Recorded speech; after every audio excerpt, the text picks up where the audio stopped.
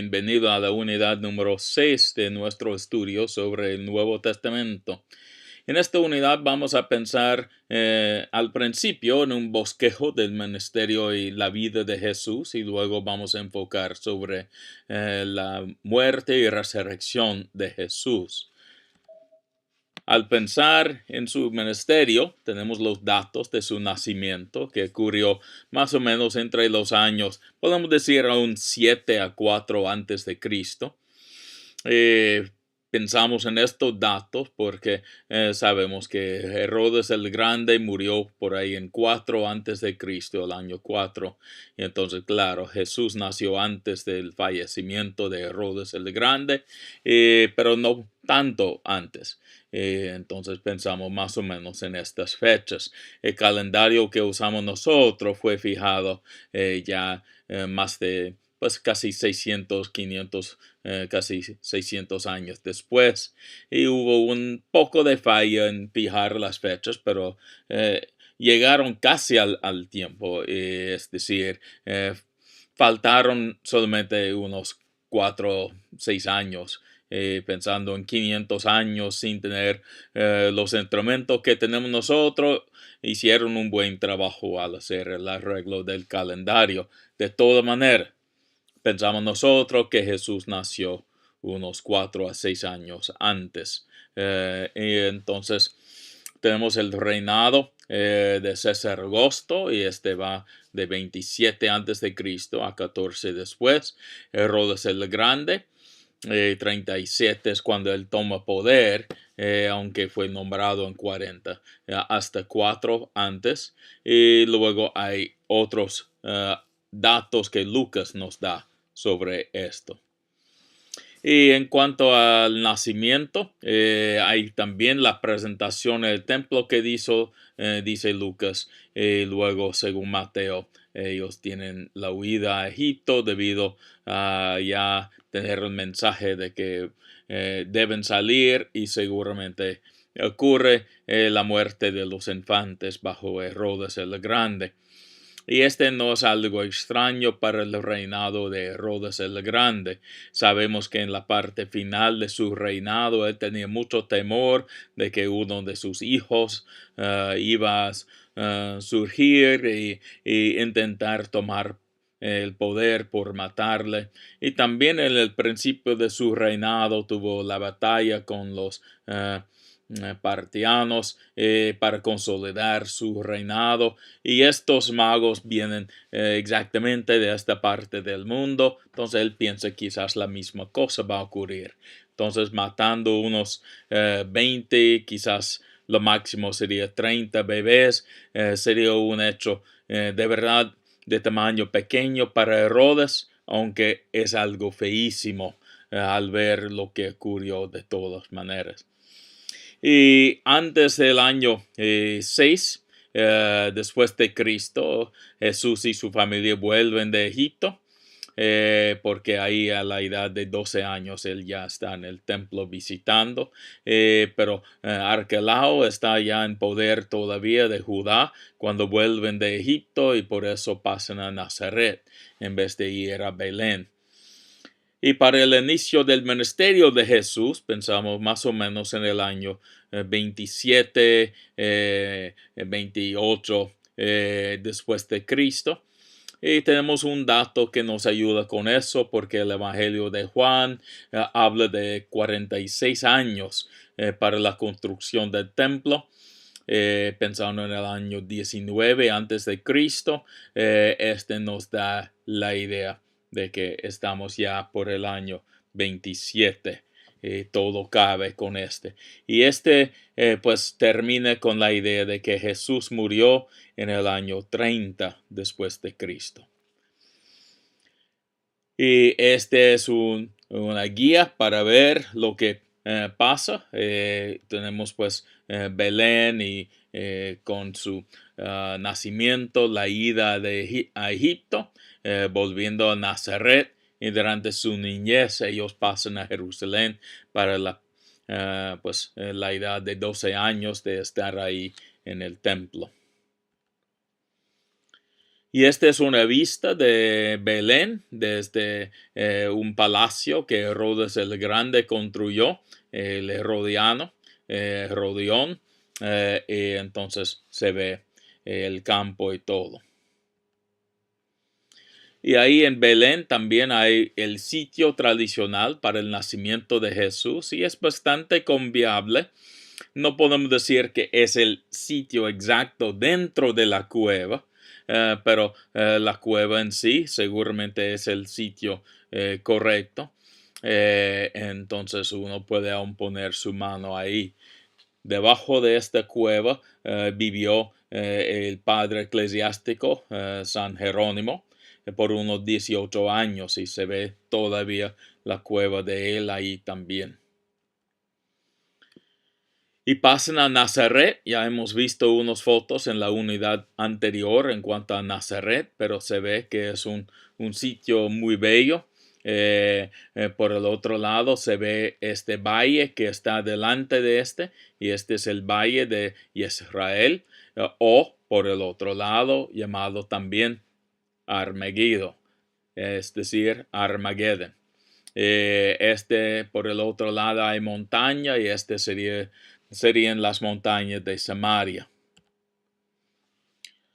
Y entonces vemos un poco en cuanto al comienzo de el año 15 del imperio de Tiberio César, es decir, 15 años después de comenzar él. Y él comenzó a reinar en el año 11, pero fue un co-reinado con pues Augusto. Entonces, si pensamos en esto, sería el año 46. Si no, sería el año 29. Entonces, cuando comenzó su ministerio, él tenía más o menos 30 años y cabe con la idea de 27, porque más o menos 30 años sería como 28 a 32, 33 años, pensando en grupos de 5 con unos años cada lado. Y cabe exactamente con la idea de un nacimiento por ahí el año quizás aún 6 antes de Cristo, y luego comienzo del ministerio en 27. Hay el dicho sobre el templo de que ya hablamos. Un tema central en la enseñanza de Jesús es el tema del reino de Dios. Hablamos nosotros de esta tensión entre ya, pero todavía no. Pero la verdad es que en el tiempo de Jesús, ellos no piensan en dos venidas de un Mesías. Ellos piensan en una sola venida de un Mesías. No hay ninguna idea de parte de los judíos, los discípulos, nadie, de dos venidas de un solo Mesías. Ellos piensan que el Mesías viene, el reino de Dios va a establecerse y todo va a ser justo, va a ser un reinado con el pueblo de Dios reinando, los judíos, es decir, centrado en Jerusalén.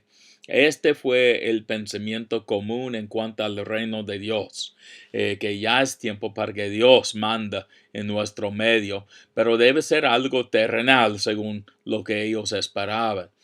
Entonces, en este sentido, Jesús hace su proclamación sobre el reino de Dios, pero es un poco diferente de lo que ellos esperan.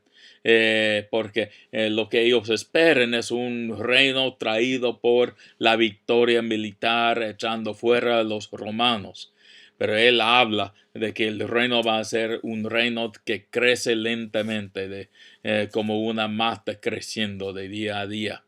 Que va a ser un reinado traído en otra forma, de tal manera que viene a medias, es decir, ya, pero todavía no, porque ya viene, va creciendo, va con un crecimiento lento a largo plazo, tiene la seguridad de un reino de Dios entero, completo, pero la verdad es que no va a ser así de inmediato. Y da un golpe a las esperanzas de los discípulos y también de los demás escuchando al mensaje de Jesús. En este sentido, tiene tensiones porque hay implicaciones morales para que el reino de Dios sea una posibilidad. Todos deben arrepentirse, deben limpiar su vida para que Dios ya comience reinando en su vida, para que luego Él reina en el ambiente total. Y entonces hay implicaciones morales para prepararse para esta venida y reinado de Dios. Y hay implicaciones sociales porque el reino de Dios viene con la justicia. Entonces ya debemos comenzar a practicar la justicia a un nivel tremendo en nuestras vidas y grupos, sociedades, familias, todo tipo de ambiente social. Y hay implicaciones políticas porque, claro, los que reinen con el poder, solamente con la injusticia, con la fuerza, van a ser derrotados porque va a ser un reinado a un político justo también, pensando en todos y no solamente en los que manden. Para la geografía, ya hemos visto un poco de pero vamos a tener un breve resumen. Hay varios sitios claves. Uno debe entender qué significa Galilea, y esta es la parte donde la mayoría del ministerio de Jesús se desarrolla. También Judea, incluyendo más que todo la ciudad de Jerusalén. Luego Samaria, es un contexto entre Galilea y Judea. Entonces hay bastante que ocurre ahí, especialmente en Juan y Perea, que son una parte del reinado de Herodes Antipas durante el ministerio de Jesús. Y hay mucho viaje pasando por este territorio, y también es el sitio para el bautismo de Juan el Bautista. Entonces, le da la idea de dónde quedan estos sitios. Y se ve que para Galilea hay una línea llegando al mar de Galilea, el lago, y este es el río Jordán. Y por un lado queda Capernaum, por el otro lado queda Betsaida. Es decir, Jesús siempre puede huir a Betsaida y escapar del territorio de Herodes Antipas. Y entonces Betsaida es el tercer sitio más mencionado en los evangelios fuera de Capernaum y Jerusalén. Porque es un buen sitio de refugio. Y Pedro y Andrés originalmente vienen de allá también. Y hay la región al norte, Cesarea de Filipo. Hay una parte ahí dedicada a la adoración del dios Pan. Hay una entrada, una cueva que según algunos es la idea de una entrada al río, pues para el mundo de los muertos. Entonces, es una posibilidad de un trasfondo para entender Mateo 16 a 20, con la confesión de Pedro y la respuesta de Jesús. Ahora vamos a la semana final. Vamos según Marcos. Según Marcos, lo que vemos es que el domingo hay una entrada triunfal. Se ve en Marcos capítulo 11, los primeros 10 versículos de y es algo arreglado por Jesús. Es decir, que es casi como lo que llamamos una parábola viva. Es un evento, pero con significado simbólico. Él caminó desde Galilea hasta Jerusalén, y seguramente no tiene necesidad de ir en un caballo, sea como sea, en esta parte final. No, es para demostrar que el rey está entrando en su propia ciudad. Es la entrada del Mesías a su sitio. Y son los discípulos, según Lucas, gritando y diciendo que ya viene el reino de Dios y el ungido por Dios ya viene. no es el mismo grupo del grupo que el día viernes griten para que lo crucifiquen. El grupo el día viernes es un grupo reunido por los líderes judíos, no son los discípulos, pero el día domingo con la entrada triunfal, Lucas 19 nos aclara bien claro que estos son discípulos, porque los fariseos dicen a Jesús que él debe hacer callarse los discípulos, y Jesús responde: si ellos no griten, las piedras van a anunciar lo que está ocurriendo. El día lunes, porque él entra en el templo, el sitio de su reinado, donde debe de ser, entonces él sale a Betania, un sitio muy usado por los de Galilea porque queda por el lado de Jericó. Entonces él pasa allá para quedar la noche ahí y luego vuelve a la ciudad y hay una higuera.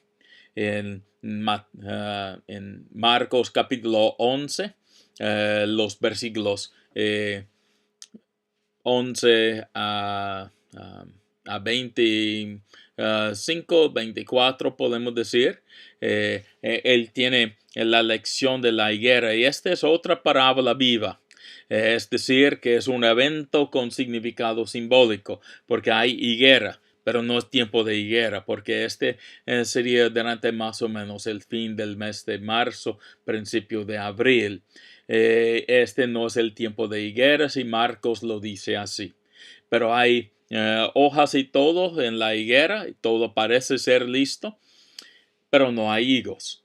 Entonces él hace una maldición en contra a esta higuera. Y luego viene la limpieza del templo, y ocurre exactamente donde hay adoración para los no judíos. Y ya hemos hablado un poco de en otra presentación. Luego después él sale el día siguiente. Cuando entran en la ciudad, la higuera está ahí ya secada. La idea es un templo que parece ser un buen sitio para adorar a Dios. Tiene las hojas y todo, es un sitio bellísimo. Uno debe encontrar la adoración de Dios ahí, pero no hay adoración de Dios ahí. Entonces, ¿para qué vale? No vale para nada como la higuera, el templo va a ser destruido. Uno puede decir al monte: llévate, tírate al mar, y lo hará. Así también el templo va a caer. Entonces comienzan un grupo de conflictos en el templo sobre la autoridad de Jesús, sobre las enseñanzas, el pago de impuestos, la resurrección, y hay un montón de conflictos ocurriendo en el templo, pero siempre Jesús gana en el discurso y en el argumento. Entonces llega a su punto final, porque al finalizarse el día ellos pasan y miran a las personas tirando su plata en el tesorero del templo, y aún una viuda da la única cosa que tiene, las últimas monedas que tiene, y Jesús alaba a esta viuda, pero luego él va a condenar a este templo, quien lo recibe y lo usa en contra de ella misma. Vamos a mirar al texto un poco sobre eso.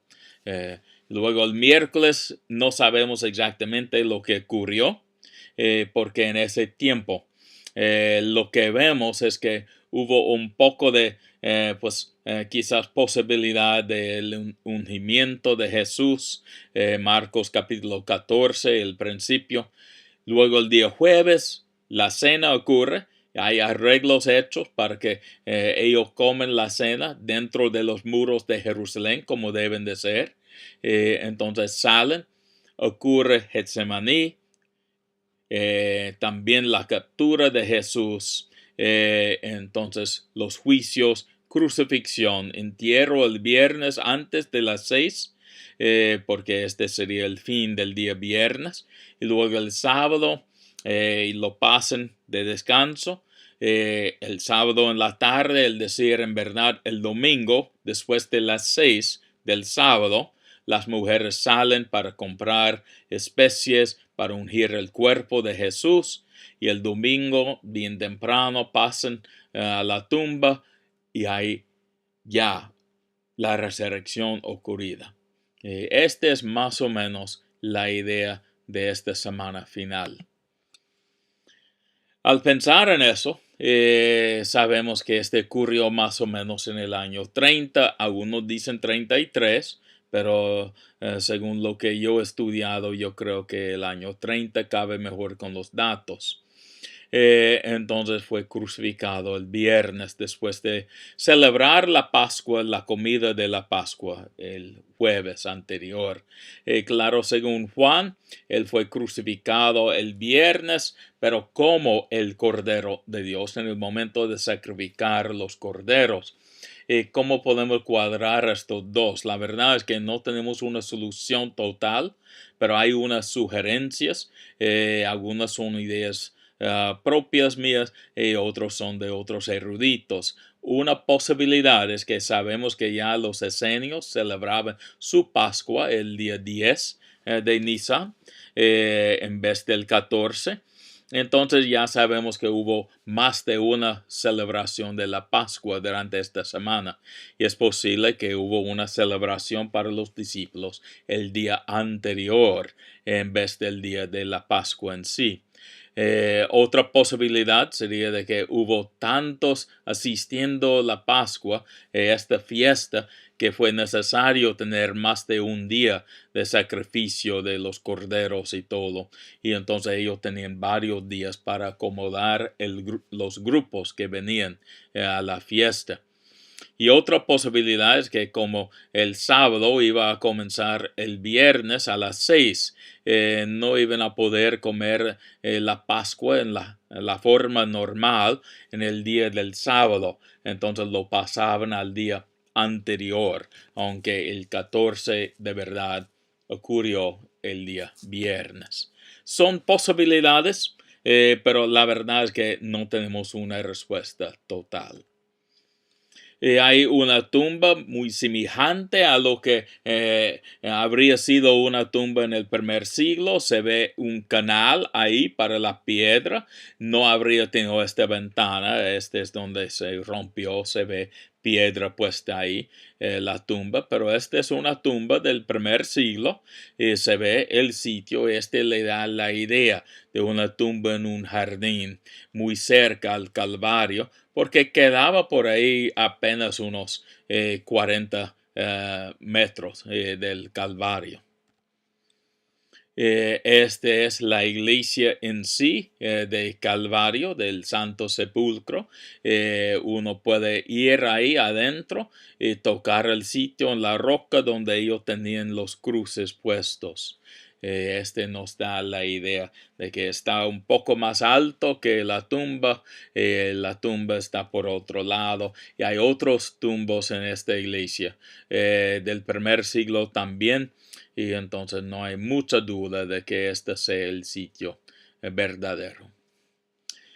Y de aquí vamos a unos textos, pero los vamos a cubrir en otro video.